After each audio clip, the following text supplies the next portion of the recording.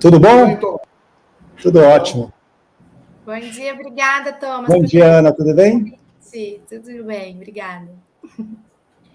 Ana, eu posso começar aqui perguntando para o... Pode, bora lá. Thomas, o seguinte, a pergunta ela é ampla, mas eu acho que dá para rolar aí uma resposta um pouco sintetizada para que a nossa audiência compreenda de uma forma mais clara.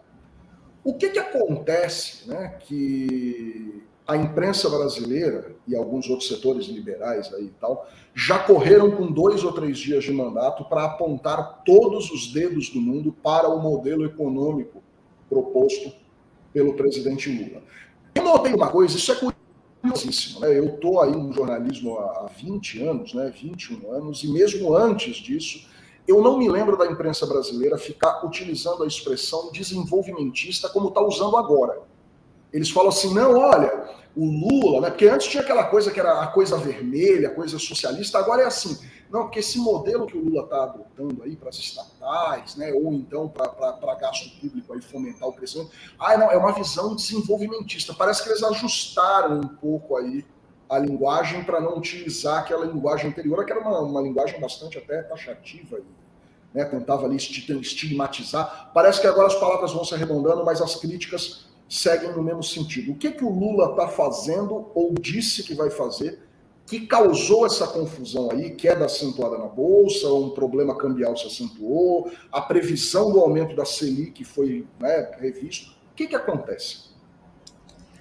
Rapaz, é uma pergunta muito comprida, mas vamos lá. Eu acho que assim, são várias coisas, né? Acho que a primeira coisa que a gente tem que entender é que a mídia principal, a mídia mais rica do Brasil, ela queria a eleição da Simone Tebet. Bom, ela apostou, ela ficou ali procurando um candidato durante meses e meses e meses, até sobrar a Simone, e foi no barco da Simone até onde deu. E ela foi apoiar, ela tendeu ao Lula no segundo turno por eliminação, porque basicamente, mesmo ali, era um liberalismo que falava, não, isso aqui, um segundo governo Bolsonaro seria tão desastroso, não ia se mentir o dobro, não ia ser 2 vezes pior, ia ser tantas vezes pior que o primeiro, que ali as pessoas chegou no limite onde não dava mais. Até pela relação conflituosa que o Bolsonaro tinha com boa parte da mídia. Então, eu acho que, agora, é aquela questão que, assim, no dia seguinte já vão mostrar nossas diferenças. Então, isso aqui pode, isso aqui não pode. Então, acho que tem uma coisa, assim, logicamente tem aí uma postura de vamos criticar o Lula, né, onde puder, e onde eles não vão criticar o Lula. Eles não vão criticar o Lula, e não vão criticar este governo na questão do desarmamento. Eles não vão criticar o governo quando o governo voltar a colocar, eu digo colocar a Amazônia dentro da lei, porque hoje a Amazônia está fora da lei, né? Colocar a Amazônia dentro da lei, não é fazer nada de novo, é só colocar dentro da lei. Colocar o SUS com prioridade. São coisas que são, no fundo, quase marcos civilizatórios, retornar o Brasil para dentro de um lugar civilizado, onde ele tinha perdido. Eu acho que isso, especialmente na questão da justiça, questão do meio ambiente, questão de saúde, questão de educação. E questão do Bolsa Família. Então, nesses pontos, onde, no fundo, a gente vai ter uma voltar atrás aonde a gente está, vai tentar recuperar esses 4 anos, eu acho que... Mas aonde que, então, eles vão atacar? Quer dizer, aonde é o núcleo? É onde está o Haddad. E aí, para mim, eu acho que esse é o grande desafio que o Haddad tem para conseguir... se não conseguir, vai ser sempre confronto, vai ser isso, está claro, porém conseguir um jeito de diálogo, de conversa, de que pelo menos o que ele está dizendo chegue para as pessoas. E eu acho que esse é o grande desafio. Para mim, o grande desafio desse governo é fazer com que você tenha não só o Haddad, mas o Haddad, quem quer que seja a equipe econômica, quer dizer, ou seja, todas as outras pessoas falem o mesmo idioma e, sabe, ok, a prioridade é X, a prioridade é a âncora fiscal, tá bom, a prioridade é fiscal. Vamos falar qual é a âncora fiscal. A prioridade é a reforma tributária, mas, sabe, tipo, jogar ali o joguinho direitinho, porque vai apanhar. Vai apanhar. Thomas, inclusive você escreveu um livro sobre isso, né? Sobre o pior emprego do mundo. Eu adoro o nome. Eu dei o livro para o Fernando. O Fernando recebeu como autografado. É o pior emprego do mundo e você analisa, se não me engano, 14 ex-ministros, isso, né? Isso. Então, queria te fazer justamente essa pergunta, aproveitar que você está falando do Haddad. Por que o Haddad aceitou o pior emprego do mundo? Como que ele está lidando aí nesse início, né? Nesse lugar? Como que você vê esse começo, né? Nós percebemos que essas primeiras falas dele já como ministro são muito alegando essas perdas bilionárias, né? Com os últimos meses, tanto da campanha, como agora nos últimos dias de Bolsonaro, uma série de desonerações que o próprio Mourão assinou. Mas ele também já tem falado também de uma perspectiva aí de tratar de reforma fiscal, reforma tributária, já colocar isso na pauta do Congresso agora no começo. Queria que você colocasse para a gente um pouco isso. Pode falar um pouquinho do seu livro também, para quem quiser ir lá consultar, porque eu acho que é uma ótima fonte de consulta. Pode fazer a propaganda do livro. E conta para a gente como que você vê aí esse Haddad no pior emprego do mundo. Então, eu acho assim, uma coisa que por que eu só para explicar um pouco para o nosso telespectador aqui, por que eu chamo de o pior emprego do mundo? Porque eu acho que o Ministério da Fazenda no Brasil é funciona quase como se fosse o primeiro-ministro. Como a gente sempre está numa emergência econômica, o Brasil é um país que vive de emergências em emergências, o sucesso do governo ele não é medido, na verdade, ele é medido pela economia. Né? Se as pessoas, depois de 4 anos, estão melhores ou estão piores, a vida está melhor ou está pior economicamente. Só que o presidente, ao menos, ele pode demitir o ministro a qualquer momento. O ministro, em compensação, ele tem todas as responsabilidades com o emprego, com a inflação, com o dólar, com os juros, com todo esse... com todas as cobranças, sem ter a vantagem da permanência no cargo. Né? E eu acho que, assim, uma coisa fundamental para ser um bom ministro da Fazenda é você ter a confiança do chefe. Isso, para mim, é muito claro. Quer dizer, os ministros que deram certo foram os ministros que tiveram uma autonomia em relação... Quer dizer, o presidente do fundo está concedendo o poder dele, ele está dando o poder dele para essa pessoa conduzir o sucesso do governo dele. E isso assim, se você não tiver a confiança completa nessa pessoa, isso não vai funcionar. Por isso que, assim, quando as pessoas falam, o Lula vai colocar o Josué, o Lula vai colocar o Meirelles, esquece. A menor possibilidade do Lula colocar alguém que não tenha completa confiança num cargo desses. Porque é onde depende o governo dele. Quer dizer, o governo dele vai ser descrito em 4 anos pelo sucesso da política econômica. Porque a política econômica vai permitir que você tenha, que o Bolsa Família funcione, que a saúde que funcione, quer dizer, todo o resto. Né? Então, ele tem que, esse é o eixo dele. Então, eu acho que isso é uma coisa muito, muito clara. A questão toda, e eu acho que isso é importante, o Lula, ao mesmo tempo que ele colocou o Haddad, e o Haddad está com um discurso muito low profile, muito moderado, a gente vai fazer as coisas aos poucos, vai mandar isso aqui, eu brinco de distribuindo ansiolíticos para as pessoas, para todo mundo ficar calmo e tal, e que vai ser um processo, em abril a gente vai fazer isso e tal. Me chamou a atenção isso, que ele falou em abril, final de abril, acho, a gente vai mandar para o Congresso. Não, tudo, o Haddad está sempre, o discurso está correto, baixar a poeira, não vai ter medidas de uma hora para outra, vai ser tudo calmo, tudo tranquilo, tudo discutido e tal. Esse mercado é um mercado que está muito nervoso, ele está muito nervoso por vários motivos, o mundo está muito nervoso, ainda temos uma guerra, a circunstância mundial é uma circunstância muito, muito tensa. E existe, por uma dessas circunstâncias malucas, muito dinheiro querendo vir para o Brasil. Basicamente porque, depois da invasão da Ucrânia, a Rússia, ou seja, deixou de ser um local, vamos dizer, confortável. Outros mercados emergentes também estão muito instáveis, o México está instável, a Argentina está instável, a Turquia está instável, Enfim, existe um dinheiro pronto para vir para o Brasil. Só que, então, um pouco dessa pressão é uma agonia de pessoas que falam assim, dá para apostar, dá para confiar, dá para não sei o quê, e isso o mercado internacional muito querendo apostar no Brasil. E o mercado nacional fala, mas eu não gosto do cara que foi secretário de política econômica porque ele estudou na Unicamp, ele é professor da Unicamp. Mas o BNDES com o Mercadante vai... Quer dizer, no rame-ramezinho nomeou quem, fez o quê, não sei qual foi o que a tal pessoa falou, a declaração que a Gleice deu, porque... Enfim...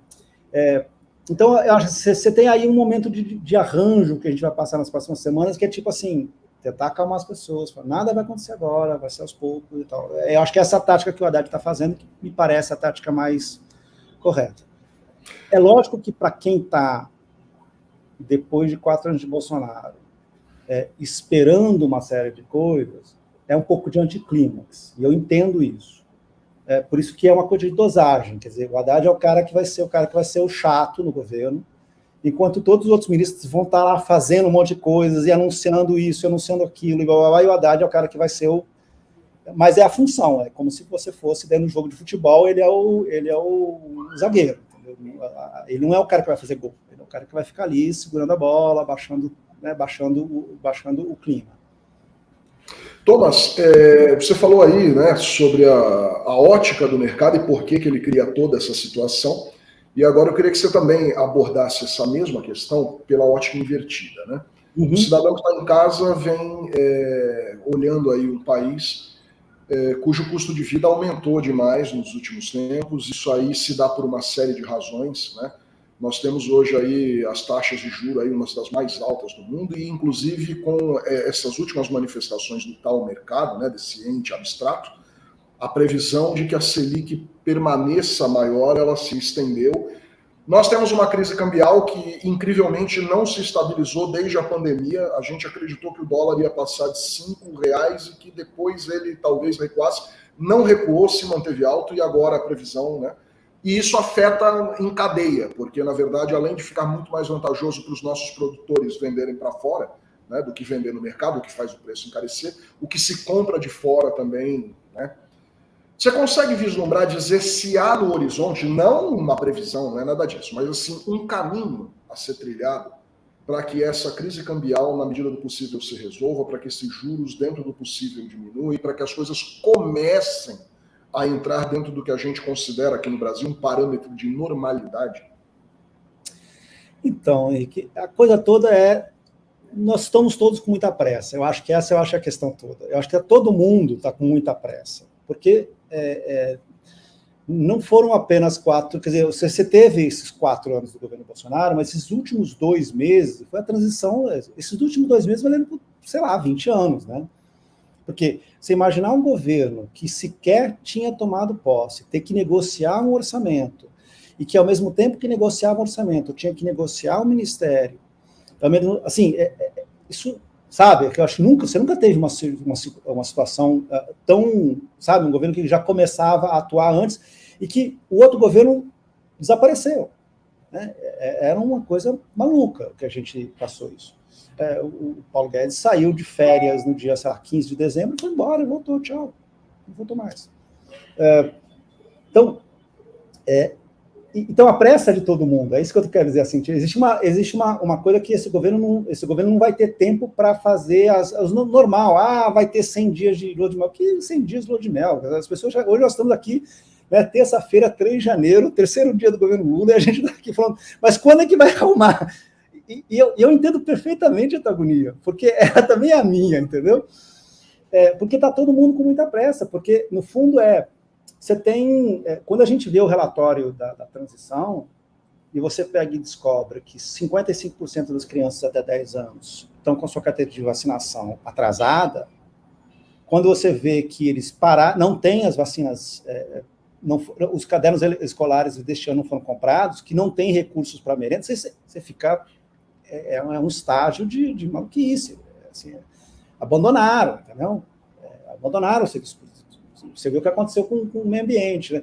Então, no fundo, eu acho que essa semana vai ser semana de posse, um bando de gente vai ficar falando, mas o Lula vai ter que chegar uma hora que vai falar, todo mundo trabalhar, né, e começar a entregar, porque a ideia de lua de mel, a ideia de ficar tendo, sim, no fundo vamos dar 30 dias para o governo começar a apresentar coisas, porque não vai ser simples, não vai ser a cobrança, a impaciência das pessoas, tanto quem não votou no Lula, mas também quem votou no Lula, é muito grande.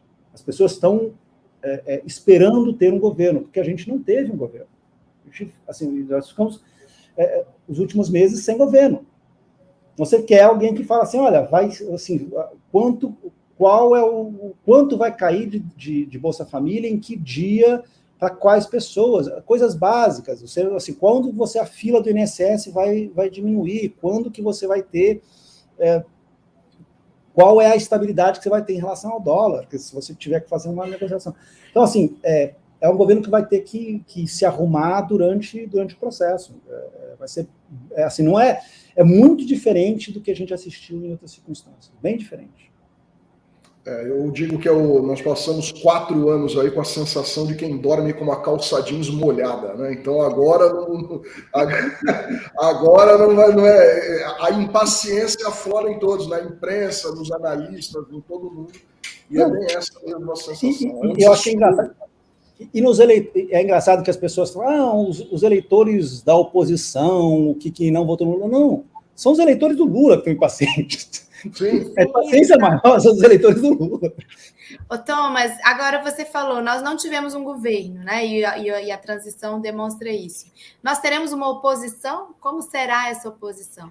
Antes de você entrar aqui, a gente estava conversando um pouco sobre isso, né? As características do clã Bolsonaro, a sua relação com partidos PL, partidos que estão na oficialidade, que têm que operar dentro das regras, né? E que até resvalaram para aventuras induzidas justamente pelo Bolsonaro e acabaram complicados aí com recursos financeiros, inclusive embargados.